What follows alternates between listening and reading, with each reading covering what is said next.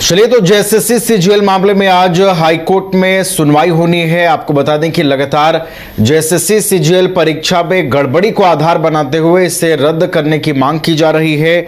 जो मुख्य न्यायाधीश हैं उनकी अध्यक्षता वाली खंडपीठ इस मामले में सुनवाई करेगी। प्रार्थी प्रकाश कुमार की ओर से याचिका दाखिल की गई है और उसी याचिका पर सुनवाई होगी। पिछली सुनवाई में राज्य सरकार ने समय की मांग की थी और देखिए, इस पूरे मामले में एक अहम बात यह है कि हाईकोर्ट ने रिजल्ट के प्रकाशन पर रोक लगाया है और आज की सुनवाई काफी अहम होगी। आज क्या कुछ सामने निकल करके आता है, ये देखने वाली बात होगी। हमारे साथ सहयोगी नीरज भी हैं। नीरज, देखिए, जेएसएससी सीजीएल एक लंबे समय से इसकी सुनवाई भी हाईकोर्ट में चल रही है। कई बार इस विषय पर चर्चा हुई, राज्य सरकार ने समय मांगा, प्रकाशन पर रोक लगी है।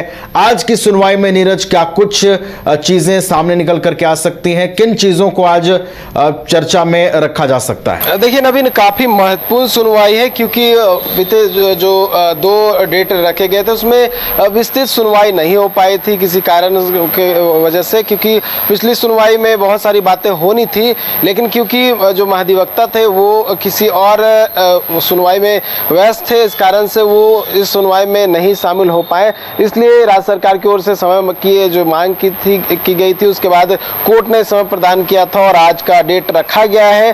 और आज मामले की सुनवाई में तो बहुत सारे बिंदु हैं, जिसमें अगर बात करें तो अब तक क्या कुछ कार्रवाई हुई पूरे मामले को लेकर, इसमें भी बात रखा जा सकता है कि जो सीआईडी की टीम है, सीआईडी की टीम की ओर से क्या कुछ जो है सामने आया है, जितने भी जांच किए गए हैं उसमें किन किन बिंदुओं पे जो प्रक्रिया है वो आगे बढ़ी और क्या कुछ निकलकर सामने आया। साथ ही जो 13 लोगों के खिलाफ चार्जशीट दाखिल की गई है, इस बिंदु पे भी चर्चा की जा सकती है। साथ ही जो नेपाल कनेक्शन बताया जा रहा है, बिहार कनेक्शन बताया जा रहा है, पश्चिम बंगाल कनेक्शन बताया जा रहा है, तो कई जो कनेक्शन है उसको लेकर भी बात की जा सकती है।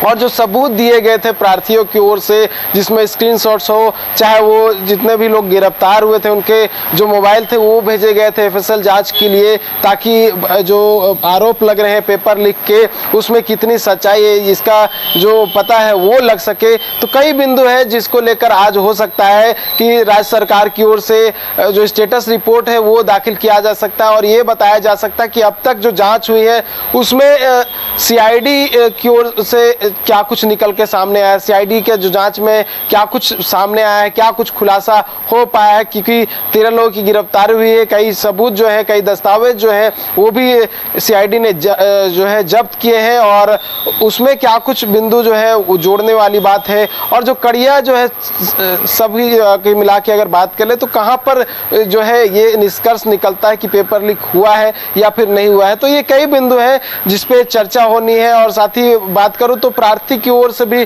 बहुत सारी बातों को रखा जा सकता है, बहुत सारे आधार जो है उनकी ओर से दिए गए हैं, तो उनकी ओर से भी बहुत सारे आधार जो है आज कोर्ट में रखे जा सकते हैं। जिस तरह से मैंने कहा कि नेपाल कनेक्शन भी सामने आया था और ये कहा जा रहा था कि नेपाल बहुत सारे अभ्यर्थियों को ले जाया गया था और वहाँ पे जो क्वेश्चंस थे और उस जो है आंसर्स थे वो रटवा कर यहाँ पे लाया गया था और एग्जामिनेशन हॉल में बैठाया गया था। ये कई तरह के जो आरोप है वो लगाए गए हैं। तो देखने वाली बात होगी कि और आज क्या कुछ पक्ष रखा जाता है, क्योंकि 17 दिसंबर को झारखंड हाईकोर्ट ने रिजल्ट प्रकाशन पर रोक लगा दिया है और 17 दिसंबर से लेकर जो है अब जून का महीना आ गया है, लगभग जो है 7 महीने का ये जो समय रहा जिसमें ये रिजल्ट प्रकाशन का रोक जो है वो बरकरार है। साथ ही अगर बात करूँ तो जो डॉक्यूमेंट वेरिफिकेशन की प्रक्रिया थी वो भी संपन्न हो चुके हैं और बस ये प्रतीक्षा हो रहा है कि झारखंड हाईकोर्ट से जो निर्णय हो उसके बाद तमाम जो चीज़ें हैं वो आने वाले समय में होगी,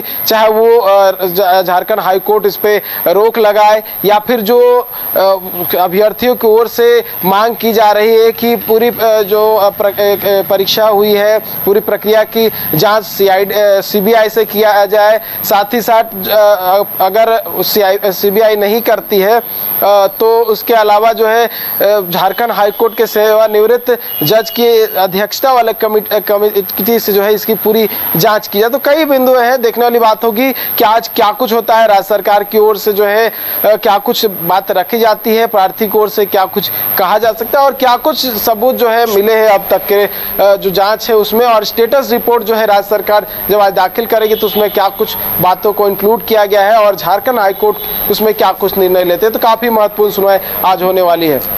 चलिए, तो झारखंड हाईकोर्ट के सुनवाई पर निगाहें आज टिकी रहेंगी। झारखंड हाईकोर्ट का निर्णय क्या होता है इसका भी इंतजार है और बहरहाल आज की सुनवाई पर निगाहें टिकी रहेंगी। प्रार्थी की ओर से क्या कुछ बातें रखी जाती हैं, राज्य सरकार की ओर से क्या कुछ बातें रखी जाती हैं और उसके बाद झारखंड हाईकोर्ट दोनों पक्षों को सुनने के बाद किस निर्णय पर आती है, इस पर नजरें बनी रहेंगी। बहुत बहुत फिलहाल धन्यवाद नीरज आपका हमारे साथ जुड़ने के लिए और तमाम जानकारियां हम तक पहुंचाने के लिए।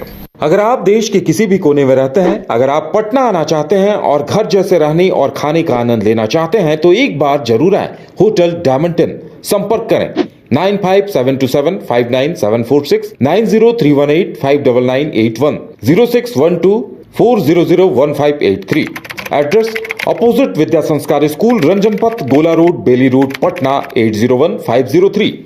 Rainbow river water park, unlimited fun. Rainbow की तरह यहाँ है रंग बिरंगे वाटर राइड्स जो करेंगे आपको रोमांचित। 30 feet thrilling family pool slide, cyclone tube slide, multilane slide, dark house slide करें एंजॉय। मल्टी प्ले स्टेशन में परिवार और दोस्तों के साथ करें मस्ती। ऑक्टोपस रेन डांस में एक्साइटमेंट का लीजिए सुपर डोज। बच्चों के लिए tots play area, Mickey Mouse jumping, wave pool. तो देर किस बात की, अनलिमिटेड फन के लिए है ना रेनबो रिवर वाटर पार्क।